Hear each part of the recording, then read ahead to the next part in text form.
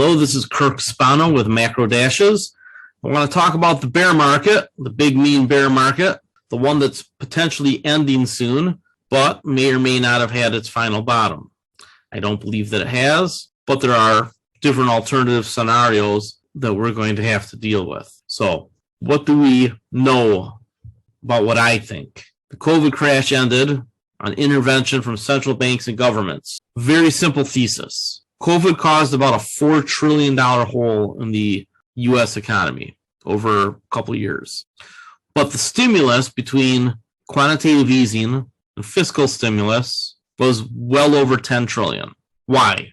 Why would you not only fill the hole, but why would you put a big pile of money on top of that too? Building a mound rather than filling the hole.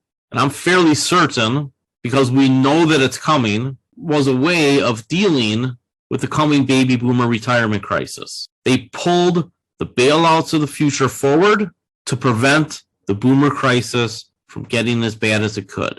Make no doubt, 70 to 80% of baby boomers do not have enough money to live the rest of their life. That means that Medicare cannot be trimmed, Social Security cannot be trimmed, or you will be throwing millions of registered voters into poverty. So no matter what bullshit is coming out of Kevin McCarthy and the other Republican Congress people, it's all propaganda. It's all rhetoric. You cannot cut Medicare and Social Security. Can't be done. And as the boomers retire, including from their part-time jobs as they get older, they're going to need Medicare and Social Security for basically subsistence level living. I went and got my hair cut yesterday. Two old ladies, clearly both in their 70s, maybe 80s. We're sitting there talking rather loud in front of an internationally published economist money manager who just wanted to get the fluff off his head. And they were going back and forth with your standard old people, it's so bad, bullshit talking points to fill the time. Talking about how if we keep spending, there's big problems coming. And that morphed into political crap. And they basically were talking about cutting Social Security and Medicare, which blows my mind when old people do that, because they're the ones that need it the most. The reason we created so much money, we had so much stimulus during COVID, was to save the old people. I'm 99% certain of that, because we need to grow the economy. We need to capture the global economy as an export nation again, because nobody else can do it. China can't do it. They have a demographic problem they can't handle. They may have created COVID to kill their old people. I certainly don't think that is above them. The money that they created during COVID is sustaining an economy right now that the Fed has been able to raise interest rates from 0 to 5% and barely cause a dent, because we are at full employment. In fact, we probably need to allow 30 million people in this country over the next decade, because otherwise there won't be anybody to take care of the boomers. But we have a ridiculously strong economy because the things that you complained about being offshored in the 80s, 90s, and 2000s are coming back. Why? Because we created all that money. Because we created things like the Inflation Reduction Act, which has stimulated the semiconductor industry with the add-on semiconductor money, and the clean energy transition, which is moving at warp speed. The energy transition is happening far faster than all the little rinky-dink oil traders suggested and tweeted and stomped their feet about and pounded their tables about for the last 5, 6, 7 years. We are suddenly at a point where it will be cheaper in a decade to be using alternative energy, including the CapEx to get there, than what it would take to stay in fossil fuels. Why? Because alternative energy is getting cheaper, fossil fuels are getting more expensive, at least on the long trend. Your cycles up and down, those will happen. But we are reshoring industry, semiconductors and automobiles, probably the two biggest interconnected piece of the economy that there are. Some of you older folks, you remember, what was the saying about General Motors? Do you remember it? I was a kid and I remember it. As General Motors goes, so goes the United States. I think the same can be said about the semiconductor industry, about Intel, Texas Instruments, NVIDIA, Micron, several others. So all that stimulus helped with the supply chains moving back to America because offshoring was in our advantage in the past. And now onshoring is in our advantage in the future post-petrodollar. That's why we probably tripled the amount of loss from COVID with the amount of stimulus that has followed in the next several years. The problem is that it caused a bubble in a lot of things. Remember in 2020, everybody was talking about how lumber was spiking. Well, by 2021, it was starting to come down, and now I showed you that chart last week. Lumber is the same prices that it's always been. And it's kind of leveling off because I don't think anybody believes deep down in their heart of heart, their soul of souls, that we're really going to have a crash in the economy. Why? Well, there's a record amount of money from investors that's gone into money market accounts in the last several months. Classic selling after the bear market has already passed the halfway point, time-wise anyway. Been in a bear market 15 months, 16, 17 months. And now people are getting breathy on chat rooms and Twitter, and Reddit, and wherever else.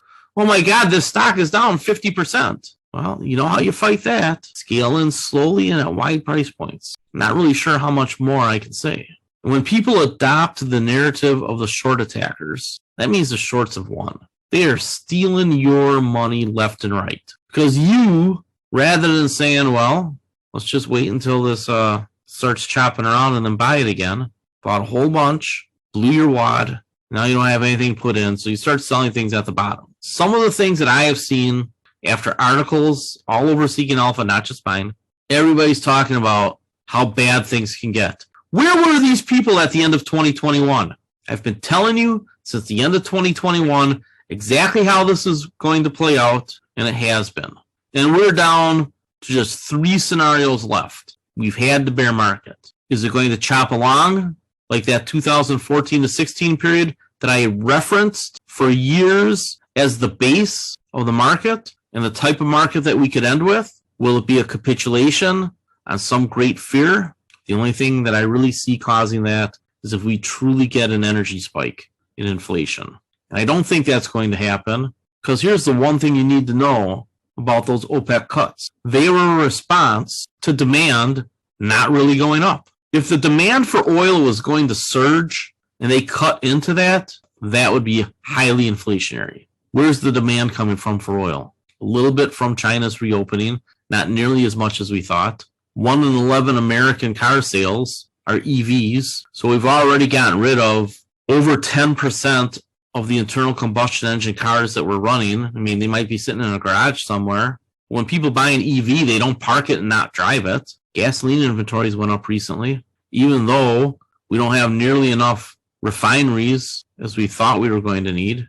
Turns out that this last project for Exxon in Beaumont is probably the last major refinery expansion in America. A lot of little refineries that are owned by some of the big companies and some of the small companies alike have started switching over to biofuel, specifically for jet fuel, and those operate pretty regionally. The biggest region for jet fuel is California. There's a company that deals with that. So I've been telling you for 4 or 5 months now, get ready to buy. Had to do a little trimming recently. Spent a day in the chat room this week answering questions about what you can sell. And the simple answer is over and over again. Sell stocks in companies that rely on financing over and over and over again. Not companies that just need CapEx to build their business, but those companies that are constantly financing and have debt maturities coming up. Interest rates ain't going to go down much. You are witnessing the great normalization, the new strong dollar era. I've talked about it for a very long time. Since 2012 and 13, I introduced the concept that the dollar would be stronger once the petrodollar was dead. And what has happened to DXY? The dollar has gotten stronger and stronger and stronger. It is good for the global economy to have a strong dollar because it is a place that you can trust, unless we can't find 15 or 20 Republicans in the House to vote for a debt ceiling increase. I mean, I hope that you understand how stupid it is to not raise the debt ceiling. It is, in economic terms, like dropping a nuclear bomb on an ant for invading your picnic. Monumentally, globally stupid. Reminds me of that Tom Cruise scene. The numbers show that debt is not a problem in the United States unless we get to about triple where we are now, maybe quadruple or quintuple. I know those numbers are hard to wrap your head around. But I keep telling people, think about it like a mortgage. Currently, the national debt, including unfunded liabilities, is less than 1/3 the value of the assets in the United States, and probably less. If you just look at the national debt versus the value of the assets in the United States, it's like around 10%. So if you had $1 million house with a $100,000 mortgage and you had income every year, would you be worried? You've got $900,000 of equity. And even if for a hot minute you were at 50% mortgaged, would you worry much about that? You'd be like, no, I'll just play this out over time. The numbers point to a nearly balanced budget around 2035-ish. And that's without getting rid of the loopholes that the Democrats want to get rid of. They get rid of the loopholes just that the 1% use, people making over $1 million a year. Just get rid of those loopholes, and it's a balanced budget like in a couple of years. So rather than talking about cutting Social Security and Medicare and aid to foreign nations, which is like 0.6% of the budget, some dumb low number, but it gets into the rhetoric. Everything is fixable. It's not even hard to fix. And people buy into the rhetoric. Same thing with short attacks on stocks during the bear market. Oh my God, the stock is down 50, 60, 70%. That stock must suck. The company must suck. Bullshit. You have to figure it out company to company. In an illiquid market, or a market where fear has people piling into large caps because they somehow think that large cap stocks are safer than small cap stocks, which historically has never been the case. Small caps just move around more. They get second, third standard deviation moves over and over and over again. So while the large caps might be a little less volatile, except in those moments where they drop straight down, over time the small caps win. Always have, always will. There's only very short periods where the large caps win. Why? Because they're higher up on the S-curve. They have less growth. In a deregulatory environment, the large caps will win for a while. In a normal regulatory environment, the small caps win. We see that going back for over 100 years. So when you take a look at this dollar and you start asking yourself where we are, well, the dollar got up here and things started to break. Dollar got down here and people are still buying into yesterday's news. In the chat room at Fundamental Trends, I posed a series of questions to Shooter because I wanted him to explain some things. Because his charts suddenly started showing what I had mentioned recently when I said Tom Lee sees the market breaking out sometime this year, which is coincidentally what I've been saying for months and months longer than he has. And I'll use him to validate because he's a bigger deal than me. The Shooter explained what's going on with the charts and what the scenarios are. Normally, this is behind our massive $1.99 a month paywall, but I made it public. It's not only in the member section here on our YouTube channel, but I put it into the macro dashes because he explains the different scenarios for the S&P 500. So I want you to go and watch that. And if you want a little bit more Shooter and you're not a Fundamental Trends member, a rare member, pay the $1.99 here because it'll be all you need if you're not a short-term swing trader. If you're a swing trader, you have to go to Fundamental Trends Rare.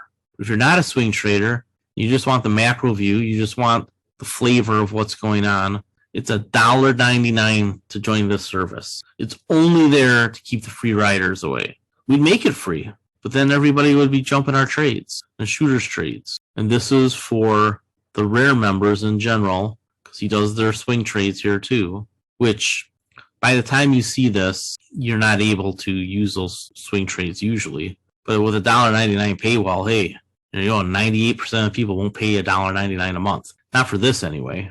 They'll pay $1.99 a month for, all kinds of stupid shit. Not stuff that'll make them money. And they'll pay for 12 streaming services, even though, turns out cable was cheaper.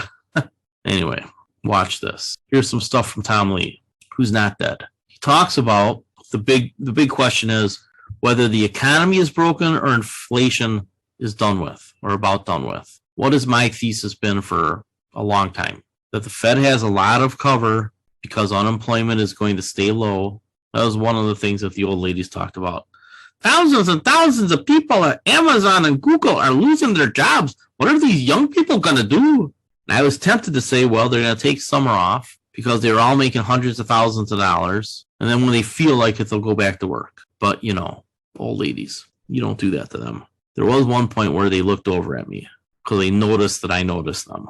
And I was waiting for them to invite me in, but they didn't because I had shaved my beard. My hair was kind of long. I think I looked in my 40s, not my 50s. At least that's my story. That's what I'm sticking with. I'm going with that. In any case, is the economy broken or is inflation starting to subside? Every indicator is that the economy is fine, minor slowdown, and inflation is starting to turn over. All the Fed has to do is raise interest rates a quarter point in May, and that will be the end of inflation from what I can tell, because it'll keep the dollar high enough to prevent any type of energy inflation spike over the summer. It'll scare people into selling, and they'll get that valuation correction that's already underway that I talked about at the end of 2021. That's what they wanted. I repeated back to you what the Fed presidents were saying and what the other Fed people were saying. They needed to see valuations normalize. Scott just said that in the chat. It's a normalization event. One of the scenarios that Scott talked about in his video is that we could just see the market chop along for a while, right? The 2014 to 16 scenario.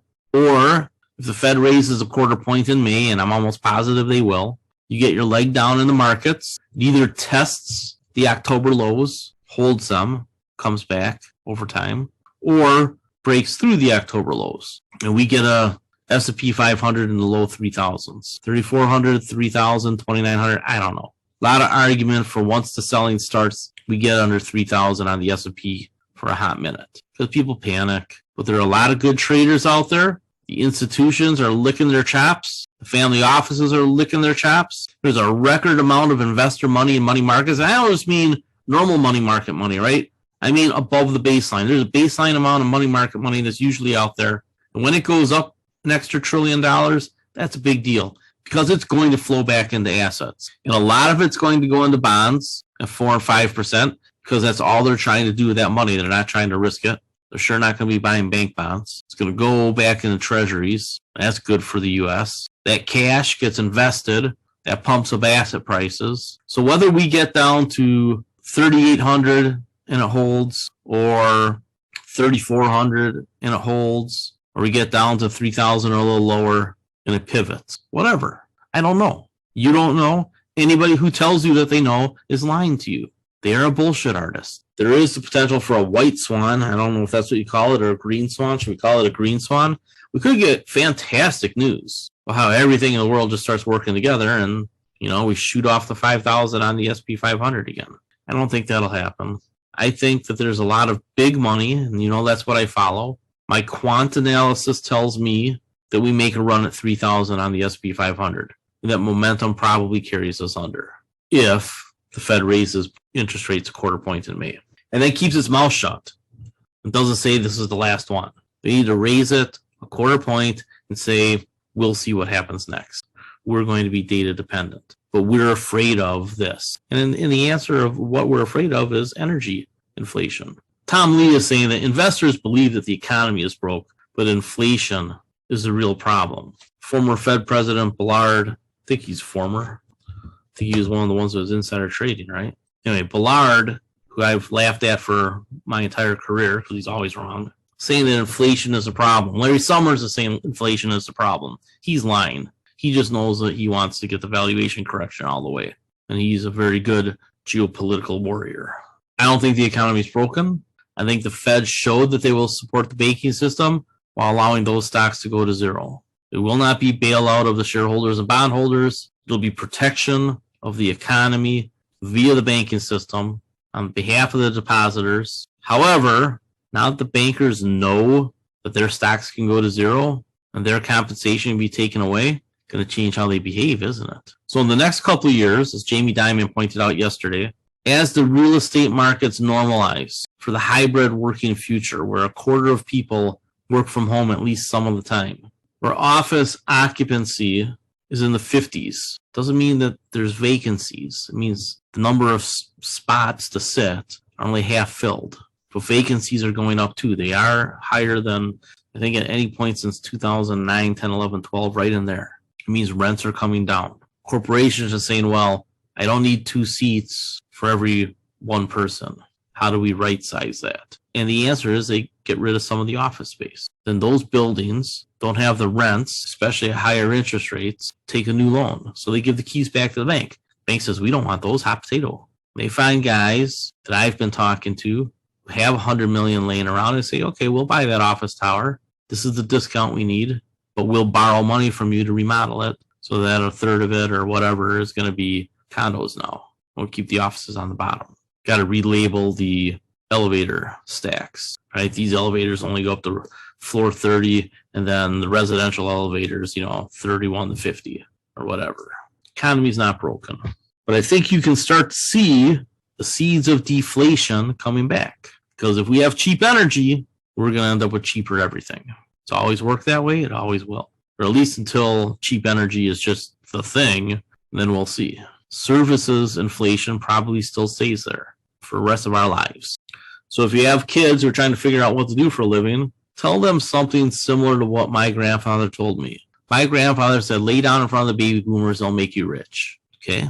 I think that might still hold if you're willing to do services for the baby boomers because, the average baby boomer is about 70? They're going to live to be 100? That's 30 years. That's a whole career. Cut their nails, do their physical therapy, clean their houses, make their meals, help them with healthcare, be a physician's assistant, whatever. Pick your level, kid. Or nobody wants to work in a restaurant anymore. Figure out a model that works. They're out there. I told you 2 years ago, 3 years, was it 3 years ago already? No, 2.5 years ago. I was in those sessions with Mr. Wonderful, talking about what the future is for restaurant models. I'm thinking about doing it. Well, I don't have to go in there and run it. Just got to set it up the right way. I'd probably still hang out. So if the economy's not broken and the indicators are all 7 out of 11 sectors look like earnings expectations are bottoming and inflation in almost every category is going down, with the exception of energy, which popped back up recently, but had been coming down for over a year since President Biden released the strategic petroleum reserves for a strategic reason. Okay, strategic petroleum reserve. Well, maybe we could use it for a strategic reason. Now there's no oil demand growth. We are firmly on the peak oil plateau. You're never going to see oil demand growth again, ever, unless it bottoms out and we start putting in some sort of novelty device. Hey, there's so much oil, let's burn it this other way. Could happen. So if Q1 or Q2 are the bottom in earnings, that's it. Bear market is over for all intents and purposes. Price just has to bottom where it bottoms. I just had you raise a little cash. I think the buying opportunity coming out of this bear market is imminent. Next 7 months. In investing time, 7 months is imminent. In trading time, that's an eternity. You're an investor, not a trader in most cases, because if you're not a top 20% trader, you just shouldn't trade. Now, I will say, I have watched the people over in the chat room at Fundamental Trends with Shooter, and I correct them once in a while based on people talking about investing like it's trading and trading like it's investing. They're different. I'll tell you, most of the people who stuck at Rare Investing with Shooter, I would say are now top 20% traders. And I think the timeline, the curve, learning curve, if people do the reading, has been in under 6 months, just by watching example after example and then studying on your own. Now, if you're a top 20% trader, you have the time to do it, right? Meaning that you're basically doing it for a living, or you have found a way to do it in 10 to 15 hours a week on top of your full-time job, which is tough. But there is a way to do that. Just every night you set your limit orders, you put them pretty far away, from the range that you've determined, and, you change them twice a day. Because if you have a full-time job, you can't sit in front of the computer looking at stocks. And what would you be looking at anyway? The trick to being a good trader is having a game plan, to having a process, to having some basic fundamental philosophy of sell my losers quick, that's for trading, and ride my winners until they stop going up. That's for trading. For investing, it's scale in slowly at wide price points because you have a fundamental basis of understanding. We try to marry those two things a bit, technicals and the fundamentals, the quant, and that I think is another edge that you would have. You have to have an edge. If you're just reading Reddit and trying to do what they do, and that's why 4 out of 5 people shouldn't do it. And I use the poker analogies over and over and over again. Other night, I was fourth in chips in a big tournament. Got aces under the gun. First to act. I made a normal raise. There was 2 short stacks behind me and another big stack. My thesis on this is my trade. One of the small stacks is likely to push all in. The other big stack will raise to try to isolate. And here I am sitting with aces. I can bust them both. The way it played out, so I made my bet, little bet. One of the short stacks pushed all in, which was more than double my bet. Position sizing. I knew what was there. Sure enough, that other big stack jammed. Raised all in. I snap called all as fast as I could. Aces, nines, jacks. Everybody had a pair. Aces, jacks, and nines. Well, 3 cards come out. There's a 9, a 10, and an 8. So the jacks are open-ended, meaning that they can make a straight. Sure enough, next card's queen. He makes a straight. I can't even beat him with an ace, which I didn't get anyway, so I couldn't even beat the 9s. But it didn't matter. He had the most chips. He had the best hand. He wins everything, even though the odds of me losing that pot were less than 1/3 likely. So he feels really smart to the point where he mouths off to me. I tell him, good hand. Do you know why I didn't call him a stupid idiot for making the play? Because it was an amateur raise. It was an amateur raise. I'm trying to get him to do what he did. He did it. He got lucky. That's what trading's like. Unless you're in the top 20%, got to be the top 20%, you're not going to make money doing it because you're playing against sharks and shark computers and shark cheaters. And they're pumping out narratives to mess with your mind, to make you emotional, to get you to do the wrong things. So when I see some of the messages out there, some of the chatter, some of the tweeter, blows my mind. People buying into narratives. It's going down. It must suck. What do you know? What do you actually know? Do the reading. Yeah. Shooter says, hell, you're playing against me. Yeah. I won't play against Shooter. Trading, he's going to kick my ass. He's got the time, all the time in the world that he has, he puts into it. I read everything. 2 of us are a pretty good combination if you listen. Shooter said that Ametis might go down to 2. Well, here we are. So what does that mean? Some of your stocks overshoot to the downside. They're way below their fundamental value. What do? If you know something is worth $3 to $5 billion and is trading for 200 million or whatever, or 100 million, what should you do? Should you sell it? Say, well, I'm going to take the tax loss. Or should you buy more? Or should you do nothing?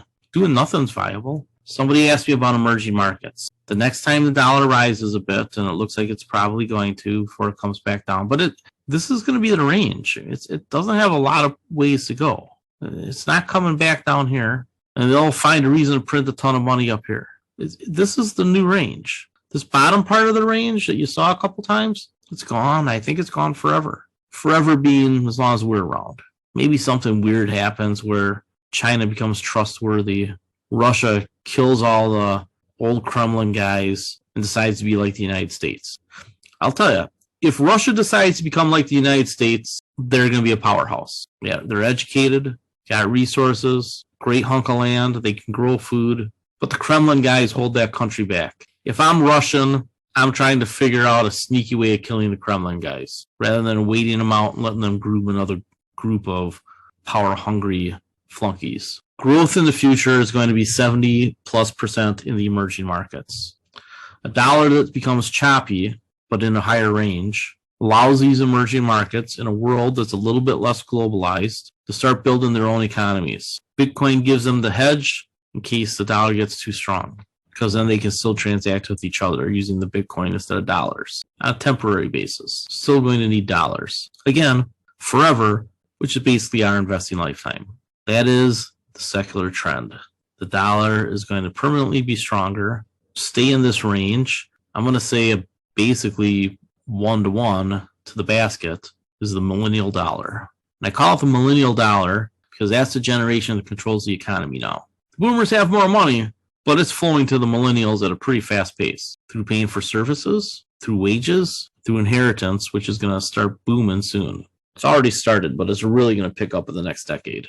You need to be comfortable with scaling in, slowly at wide price points, because nobody's perfect. But you can be excellent by biting off a little bit here, biting off a little bit there, biting off a little bit down the road. The Shooter's pretty good at giving us those chances. Where is there going to be growth? This Freedom 100 Emerging Markets ETF is the one I've chosen to put into 401k plans. It doesn't have any China exposure. It's basically not invested in any autocracies. Now, I think that's important because I think that the democratic world has had just about enough of investing in autocracies. And they're not going to get any protection from the United States. So if you invest in an autocracy in China and Russia, Saudi Arabia, which you already know there's being restrictions put out there, if something goes wrong, you're not protected. So this fund has already picked up $400 million. It's got a short history, but I like the holdings. I like the way they pick them, right? Top 10, about 40% of the portfolio.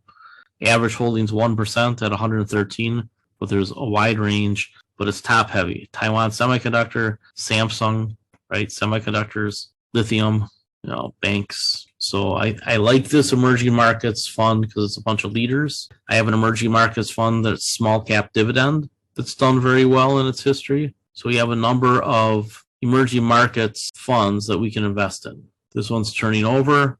Next time the dollar pops, which I think is imminent, maybe comes down in here, a couple dollars lower, selling puts on it. I don't know if we can even sell puts on this, but I don't expect this trough to happen again. That was COVID. I think it may have set a low. So we're just looking for about a halfway retracement, most likely. 25, 26. It's really close. We're in the 28s. Could have come all the way down here on horrific things. Sure. Russia actually uses a nuke. Iran finally decides to do something really stupid and provoke the Israelis to do more than assassinations. There's all kinds of bad things that could happen, right? Tommy even talks about it here, right? There's all kinds of risks. What do we know about shocks? They don't last very long. That's why it's a shock. But if you scale in slowly and wide apart, you might get this here. Then something bad happens. You might get it here. And then it starts going up. You got a price kind of in here, net. All you really have to do is watch the direction of the dollar. If it's going up, other assets will be weak until it starts going down. That was part of the rally that we've seen so far. I don't think the Fed is ready to back off quite yet. I think they have cover until May. Then the next meeting is in June or July. I'd have to check the calendar. But by then, everybody's summer plans are made. In the United States, revenge spending is basically over. Last summer, when I went to Vegas, I couldn't believe how busy it was. Then I went in February and I said, it's kind of normal again. That's where we're at. This is the great normalization. Stop acting like puppies and high school kids with love problems, because some of you are. The world moves in semi-predictable ways. There's shocks along the way. Got a couple bucks in your pocket. Those shocks are no problem. And understand that these emotional peaks where you can make a really good decision or a really bad decision. If you do the reading on your investments, just go to the investor relations websites. You will know most of what you need to know. My job isn't to be a cheerleader and to regurgitate. My job is to help you understand the big picture, to read between the lines, and to get in at a decent price. And to get out when risks go up. So today's trade alert was that I'm done with MP Materials. Not because it's a bad company, but because if Tesla has truly figured out a way to dramatically reduce the amount of rare earth metals used in the magnets in electric motors, which I think they have, and I explain what I think probably happened, then a major growth engine for MP Materials is gone. Doesn't mean that they won't stick around. We need rare earth metals for all sorts of things, and they're getting into processing. They'll stick around. I think they're roughly fairly valued right now. So for me to take on single stock risk, I either need a compelling growth story or I need to get them cheap relative to what, your run-of-the-mill business would do. And for me to buy MP Materials back, I think I need it in the teens and for them to have enough cash flow to pay a dividend, whether they pay it or not, that they could. Because those companies that get further up the S curve and they're just cash flow positive, but they don't grow super fast, right? Single digit growth rate. They start paying a dividend because what else are they going to do? We don't have a growth story. We got cash. We're going to pay it out to the shareholders. Maybe we'll buy back shares and we'll pay it as dividend. Maybe we'll do a little bit of both. Either way, it's shareholder yield and it's manifested in higher stock prices and dividend prices. Dividend payments. You don't have to own stocks that are pretty good. You don't. There's no point taking single stock risk if there isn't tremendous upside or a really good income story that can be sustained and slowly grown. That wipes out 80% of stocks. That's why you don't buy the S&P 500, because at least 20% of them are shit, and it might be 40%. That's why you don't buy REITs with old properties that people are moving away from and creating vacancies, because that's bad for FFO. Patience if you're an investor. Process, whether you're an investor or a trader. If you're a trader, stick to your rules. If you're an investor, stick to your rules. In both cases, you have to control your emotions. They were really close to this particular cycle being over. Did the prices drop in a waterfall pattern? I think the risk is high, but maybe not. Maybe the Fed can manage this. They've done a pretty good job so far as I can tell. You didn't see the second and third largest bank crisis in history create a spiral, did you? That means they did a pretty good job.